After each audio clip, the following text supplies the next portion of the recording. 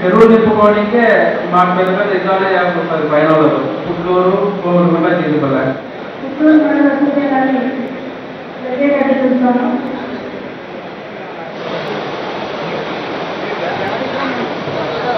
మాఫీ కాలేదని అందరికీ తెలుసు. ఆయనే చెప్పాడు కదా, రుణమాఫీ డ్వాక్రా మహిళలు కోరుకోవట్లేదని చెప్తున్నాడు.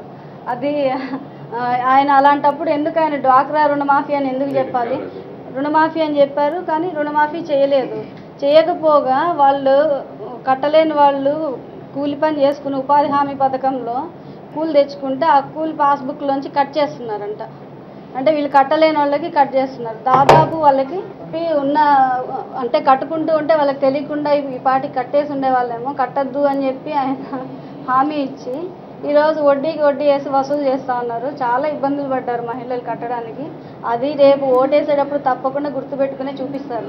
రైతులు కూడా పూర్తి స్థాయిలో రైతు రుణమాఫీ అన్నారండి. ఎక్కడో గ్రామంలో 1 2 అది కూడా 10,000 అలా ఉన్న వాళ్ళకి మాత్రం అయింది. సంపూర్ణ రుణమాఫీ బేషరతుగా అని చెప్పింది మాత్రం జరగలేదు. ఎక్కడ ఎన్నో షరతులు పెట్టారు. అసలు వాళ్ళకి అర్థం కానీ ఇప్పుడు ఆధార్ కార్డ్ని మళ్ళీ రేషన్ కార్డ్ని క్లబ్ చేశారు. అది ఎవరికి తెలియదు అనమాట. వాళ్ళ ఉన్న స్థాయికి వాళ్ళకి అర్థం కాని ఏవో తికమకన్నీ పెట్టి చాలామందిని అర్హులు కాకుండా చేసేసాడు.